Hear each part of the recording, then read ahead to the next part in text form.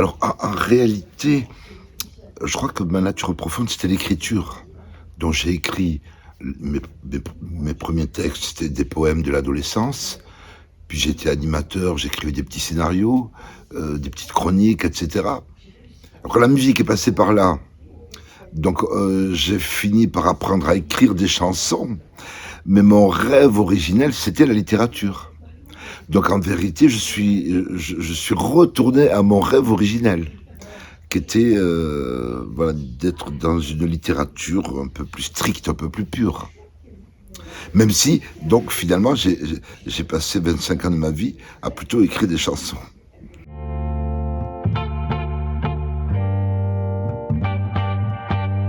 J'ai adopté une littérature, classique, finalement. Peut-être parce que je me sentais bien à l'école et que j'étais aimé par les profs, ou je sais pas si c'est pas moi qui les aimais, parce que je trouvais que ces adultes-là, étaient bien plus sympas. De 8 heures du mat à 17 heures, j'étais dans un monde sympathique et à 17 heures, je retournais à la rue où les adultes étaient beaucoup moins sympas. Et alors il y avait ce deuxième monde qui était l'école que je trouvais agréable et finalement c'est en aimant des profs qu'on aime lire ou écrire. Si vous aimez pas vos profs, vous n'y arrivez pas. Alors et j'ai évidemment été amoureux de toutes mes profs ou d'histoire ou de français.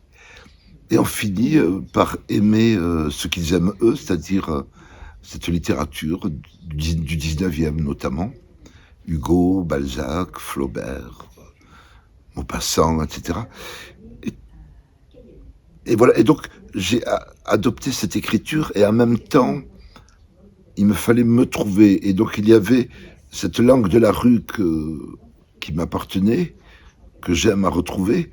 Et donc dans mes romans, il y a cette espèce de mixture entre la rue et le 19e, enfin, disons, le classique et ce qui, en apparence, est grossier. Et je me suis dit, oui, mais être grossier fait partie de ma nature. J'ai grandi dans la rue et la rue est grossière. Puis j'ai aimé l'école et l'école est polie. Et donc je suis un grossier poli.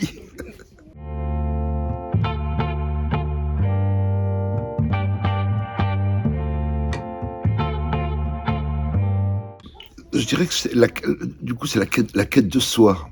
Donc on écrit, les jours, les mois, les années passent et on se cherche.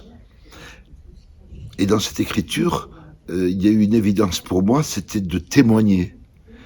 Et je me suis dit, oui, je vais raconter notre histoire à nous, une histoire de l'immigration qui n'est pas racontée dans les livres d'histoire. Raconter l'histoire de ces gens, de l'exil, de ces gens venus d'ailleurs, dont l'histoire de France ne parlera pas, sans doute pas. Et je dis, voilà, je vais m'adresser aux Français en leur disant, puisque je ne suis pas dans les livres d'histoire, nous allons vous raconter, nous, immigrés, une seconde histoire complémentaire de, de l'histoire officielle. Voilà, donc ma motivation est là, le témoignage.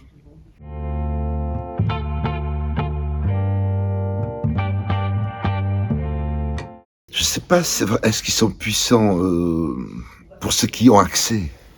Et c'est toujours le problème, si vous voulez, parce que euh, alors, la musique, c'est beaucoup plus large, parce qu'il y a une musique populaire, qui soit française ou pas, qui est accessible au grand nombre, mais la littérature, elle ne l'est pas. La littérature n'est pas accessible parce que peu y ont accès, parce que pour y avoir accès, il faut avoir des codes, et tout le monde ne les obtient pas. Alors après, évidemment, ces deux disciplines permettent d'éclairer un certain nombre de zones d'ombre de l'histoire. Alors pour ceux qui veulent évidemment approfondir leurs connaissances, ce sont des outils qui permettent d'élargir l'horizon, même si tout le monde n'y a pas accès. Et après, elles ne changent pas forcément l'avenir du monde. Les plus grands livres n'ont pas ramené la paix dans le monde, les plus grandes chansons, les plus grandes musiques. On n'a qu'à regarder le monde encore aujourd'hui, dans quel état il est. Il est vraiment à désespérer. Et Dieu sait que bien des génies sont passés par là, réclamant la paix et la fraternité.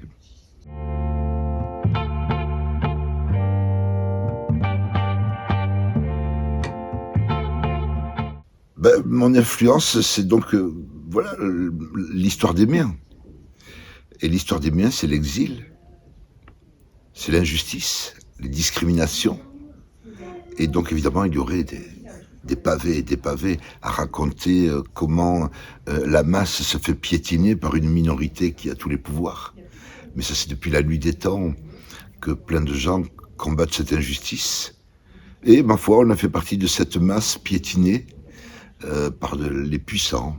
Euh, et mes parents à moi étaient, voilà, sont descendus de la montagne. Ils étaient bergers. Ils ne savaient ni lire ni écrire.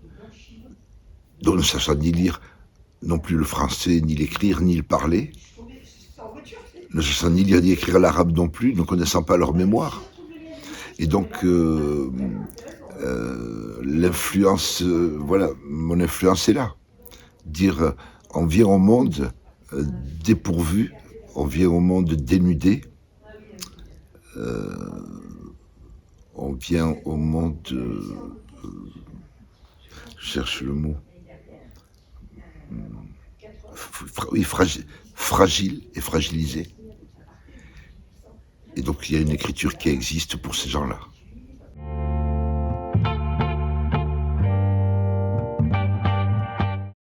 Moi qui suis devenu français par l'amour des lettres, par l'amour des gens, par l'amour de la nation, de la France, de l'état de droit, par l'amour de la laïcité, l'amour de l'égalité, de la liberté.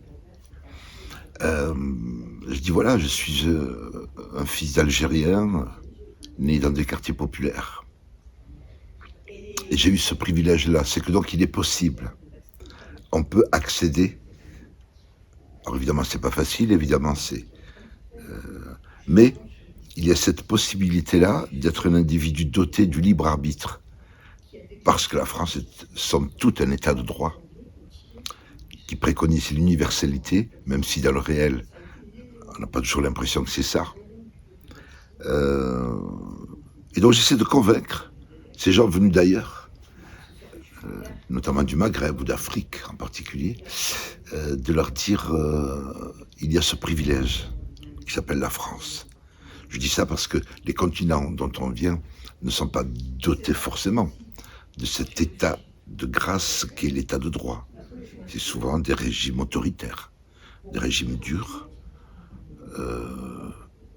Et moi j'aime à penser que la laïcité est ce qui fait accéder au libre arbitre. Donc je vais raconter ça aux jeunes issus de l'immigration.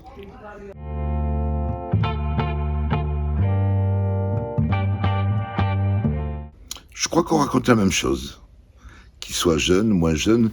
Ce matin, il y avait des élèves, mais il y avait aussi des profs. Et donc mon message était le même, il s'adressait aux uns comme aux autres. Et au fond, qui préconise une idée d'avenir, et l'avenir s'appelle le métissage. Pas pour le plaisir d'être métissé, mais parce que le mouvement migratoire est inéluctable, oui, le mouvement du temps fait qu'il y a un brassage permanent, continu, et qui va s'accentuer parce qu'il y a des zones comme ça misérables auxquelles on veut échapper. Donc on vient là où on pense qu'il y a un Eldorado. Et on aura beau fermer les frontières et bâtir tous les murs possibles, quand on souffre trop d'un endroit, on va ailleurs. Et tous les murs seront franchis parce que nous sommes dans un Eldorado, même si on y souffre, même si beaucoup sont à la peine. Et donc ça veut dire qu'il faudrait que les pays d'origine deviennent des Eldorados. Et donc il y a cette idée du métissage, cette idée de l'avenir se fera si on anticipe la mixité sociale, culturelle. Si on en a peur, on la subit. Donc elle est là, mais elle est subie, et donc ça crée des tensions.